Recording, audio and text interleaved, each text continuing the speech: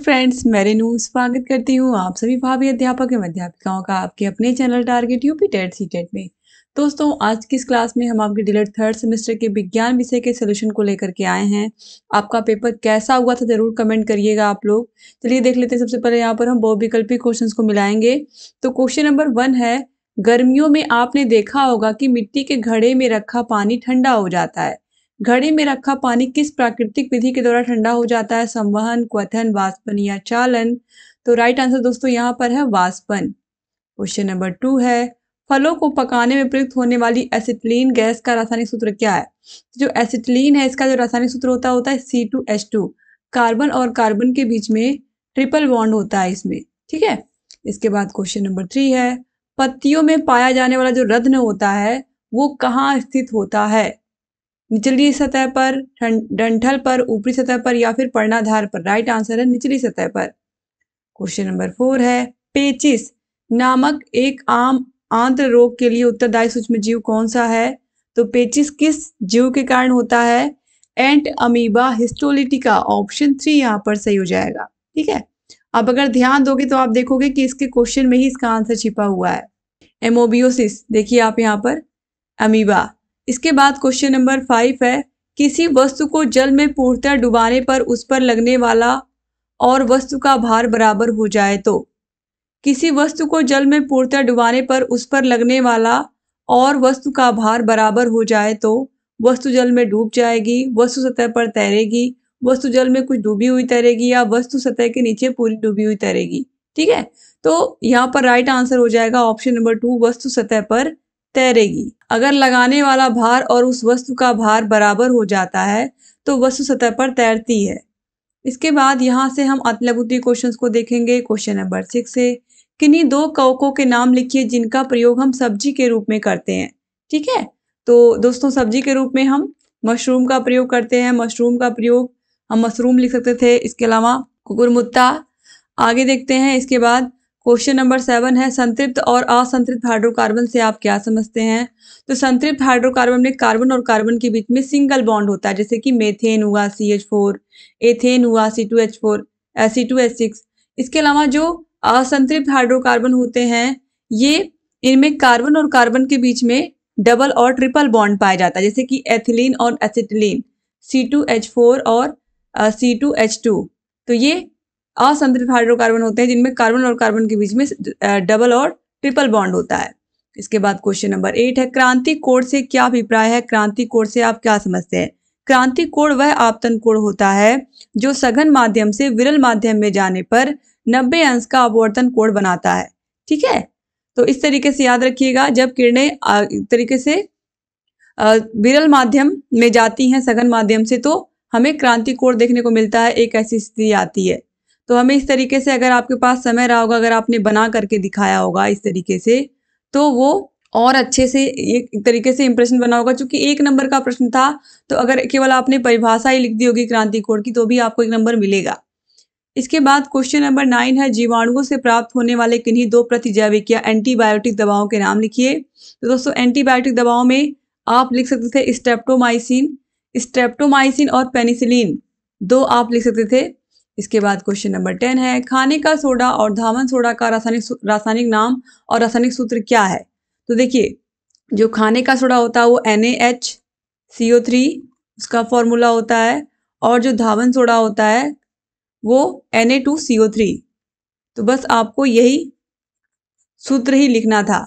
इसके बाद question number 11 पे आते हैं। क्वेश्चन नंबर 11, वर्ण विक्षेपण से आप क्या समझते हैं? जब श्वेत प्रकाश किसी प्रिज्म से होकर के गुजरता है तो वह अलग अलग 7 रंगों में बट जाता है, जिसे हम क्या कहते हैं? विबग्योर कहते हैं। ठीक है। तो इस तरीके से यही आपको लिखना था, जो कि 1 ही नंबर का प्रश्न है तो बहुत डिटेल में इसमें हमें नहीं जाना था। इसके बाद क्वेश्चन नंबर 12, यहाँ से लघु उत्तरीय प्रश्न स्टार्ट है। वायुमंडल में अगर कार्बन डाइऑक्साइड की मात्रा बढ़ जाती है तो क्या होगा? अगर कार्बन डाइऑक्साइड की मात्रा बढ़ जाती है तो इससे क्या होगा दोस्तों?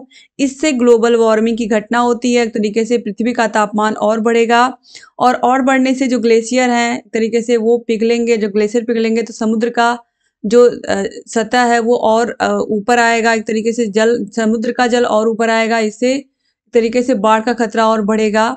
इसके बाद क्वेश्चन नंबर 13 पे आते हैं, जापानी मस्तिष्क ज्वर क्या है, इसके लक्षण बताने हैं आपको और इससे बचने के क्या उपाय हैं ये भी बताना है। तो जापानी मस्तिष्क ज्वर जो है दोस्तों, एक तरीके का बुखारी होता है, ठीक है। और दोस्तों यहाँ पर देखिए ये एक वायरल संक्रमण होता है, ठीक है, जो संक्रमित मच्छरों के काटने से फैलता है। और इसके जो लक्षण होते हैं, लक्षण पूछा है, देखिए आप यहाँ पर लक्षण भी पूछा है। तो जो लक्षण है इसमें तेज बुखार होता है, सिर दर्द होता है, मतली और उल्टी आती है, मांसपेशियों में भी दर्द होता है, ठीक है। और इस तरीके से गंभीर मामलों में कोमा और लकवा भी हो सकता है इससे। अब इससे बचने के क्या उपाय हो सकते हैं, तो इससे बचने के जो उपाय हैं, अपने आसपास साफ सफाई रखें जिससे मच्छर ना पनपने पाए। इसके अलावा अगर आपके घर के आसपास या घर में जानवर हैं तो उनकी जगह को साफ सुथरा और अच्छी तरीके से हवादार रखें। पीने के पानी को उबाल कर पिए, ठीक है। ये सब चीजें यहाँ पर हम इसमें लिख सकते थे। इसके बाद क्वेश्चन नंबर 14 है, उत्सर्जन किसे कहते हैं, मनुष्य के उत्सर्जी अंगों के नामांकित चित्र बनाना था यहाँ पर। देखिए तो देखिए दोस्तों, जो उत्सर्जन है, उत्सर्जन एक जैविक प्रक्रिया होती है, हम सभी को पता है, और जिसमें शरीर से अपशिष्ट और हानिकारक पदार्थ बाहर निकाले जाते हैं। और यह प्रक्रिया शरीर के लिए आवश्यक होती है और इसके लिए मानव शरीर में गुर्दे, यकृत, फेफड़े, बड़ी आंत और त्वचा जैसे अंग मिलकर काम करते हैं, ठीक है। तो यही आपको लिखना था। तो आपको गुर्दे का चित्र आप बना सकते थे, गुर्दे का चित्र आप बना सकते थे। इसके अलावा दोस्तों यकृत का भी चित्र आप बना सकते थे। जो आसान आसान चित्र हैं जिनको आप बना सकते थे यहाँ पर, उनको आपको बनाना था। इसके बाद क्वेश्चन नंबर 15 है, 60 मीटर गहरे समुद्र तली पर दाब क्या होगा। 60 मीटर गहरे समुद्र तली पर दाब हमें निकालना है। तो दाब P equal to formula HDG, ठीक है। तो हाइट यहाँ पर 60 मीटर दिया हुआ है 60, और यहाँ पर आप देखिए जल का घनत्व यहाँ पर बता दिया, समुद्र के जल का जो घनत्व होता है यानी कि D, जो घनत्व है 1.01 इंटू 10⁻³ और इसके बाद यहाँ पर इंटू G, यहाँ पर G की वैल्यू भी दी है गुरुत्वाकर्षण की भी 10 मीटर पर स्क्वायर, ठीक है। तो यहाँ पर आप देखिए इसको हम सॉल्व कर लेंगे इस तरीके से, ये 60 है तो इसको यहाँ पर हम इस तरीके से लिख सकते हैं 6 इंटू 10, और यहाँ पर आप देखिए 1.01 इंटू 10⁻³ और यहाँ पर एक 10 पहले से ही है, ठीक है। तो यहाँ पर आप देखिए यहाँ पर ये 10 की घात जो है यहाँ पर अब ये 5 हो जाएगी, 6 इंटू 1.01 इंटू, अब यहाँ पर ये घात जुड़ जाएगी, 10 यहाँ 10 यहाँ 10, इस तरीके से 10⁻5 हो जाएगा। यहाँ पर 6 से मल्टीप्लाई करा देंगे तो ये 6.0 इंटू 10⁻5, यही आ जाएगा आपका न्यूटन पर मीटर स्क्वायर। ये हो जाएगा आपका आंसर, न्यूटन पर मीटर स्क्वायर, क्योंकि जो दाब होता है इसका जो मात्रक होता है वो न्यूटन पर मीटर स्क्वायर होता है। तो यही आपका आंसर हो जाएगा। इसके बाद क्वेश्चन नंबर 16 पे आते हैं, दैनिक जीवन में विज्ञान और प्रौद्योगिकी के महत्व को समझाइए। तो आज का जो समय है वो विज्ञान का, टेक्नोलॉजी का ही है। आज हम और आप जुड़ पा रहे हैं इतनी दूर से भी, एक दूसरे को ना जानते हुए भी हम एक दूसरे के इतने पास आ जाते हैं, वो टेक्नोलॉजी विज्ञान की ही देन है, प्रौद्योगिकी की ही देन है। तो यही सब चीज़ें आपको लिखनी थी कि किस तरीके से हमारे जीवन को आज इतने कितना आसान बना दिया है। हर चीज़ हमारे जो आसपास दिख रही है आज, चाहे वो लाइट हो, चाहे जितनी भी चीज़ें हमें दिख रही हैं, चाहे हम गाड़ियों से चल रहे हो, ये सब विज्ञान की ही देन है। तो आपको यही चीजें इसमें लिखनी थी। इसके बाद क्वेश्चन नंबर 17 है, प्रतिध्वनि से आपका क्या अभिप्राय है, प्रतिध्वनि और गूंज में क्या अंतर होता है, ये पूछ रहा है दोस्तों। तो देखिए जो प्रतिध्वनि होता है, प्रतिध्वनि अस्पष्ट ध्वनि का परावर्तन है जो मूल ध्वनि से अलग सुनाई देती है, जबकि जो गूंज होती है वो कई सतहों से बार बार होने वाले ध्वनि के परावर्तन का परिणाम होती है, जिससे ध्वनि का एक सतत मिश्रित और क्षीण प्रभाव उत्पन्न होता है, ठीक है। तो हम इस तरीके से परिभाषा अलग अलग लिख सकते हैं कि जो प्रतिध्वनि होती है, जब कोई ध्वनि किसी कठोर सतह से टकरा करके वापस आती है और मूल ध्वनि के बाद एक अलग सी ध्वनि के रूप में सुनाई देती है, तो इसे हम प्रतिध्वनि कहते हैं। जैसे घाटी में चिल्लाने पर अपनी आवाज ही बार बार सुनाई देती है, ठीक है। और जो गूंज है ये बार बार कई सतहों से टकराने के बाद आती है। तो इस तरीके से बार बार और तेजी से होने वाले परावर्तन का परिणाम होती है गूंज। इस तरीके से किसी खाली हॉल या कंसर्ट हॉल में या बड़े कमरे में ताली बजाने पर आवाज देर तक गूंजती है। इसके बाद क्वेश्चन नंबर 18 है, अपरूप क्या होते हैं और कार्बन के विभिन्न अपरूपों को उदाहरण सहित बताइए। तो दोस्तों देखिए, अपर रूप एक ही तत्व के वे रूप होते हैं जिनके रासायनिक गुण समान होते हैं लेकिन भौतिक गुण अलग अलग होते हैं। तो कार्बन के अपर रूपों की अगर हम बात करें, कार्बन के ही अपर रूपों को पूछ रहा है, तो कार्बन के अपर रूपों में हीरा है। हीरा सबसे कठोर पदार्थ है। इसका उपयोग गहने, कांच काटने और रॉक ड्रिलिंग मशीनों में होता है। ग्रेफाइट, ग्रेफाइट यह एक अच्छा विद्युत चालक है। इसका उपयोग पेंसिल, लेड और शुष्क सेल इलेक्ट्रोड बनाने में भी किया जाता है। ठीक है। फुलरीन है, ग्राफीन है, ये सब कार्बन के अपर रूप ही हैं। तो इस तरीके से दोस्तों यहाँ पर टोटल 18 क्वेश्चन थे। सारे के सारे क्वेश्चंस को आप लोगों ने सॉल्व कर लिया। पेपर कैसा आया था जरूर कमेंट करिएगा। मुझे पूरी उम्मीद है कि आप लोगों को पेपर अच्छा लगा होगा आज का, क्योंकि बहुत ही आसान आया था और आप लोगों ने सारे के सारे क्वेश्चंस को अच्छे से यहाँ पर सारे क्वेश्चंस को देख भी लिया होगा, मुझे पूरी उम्मीद है।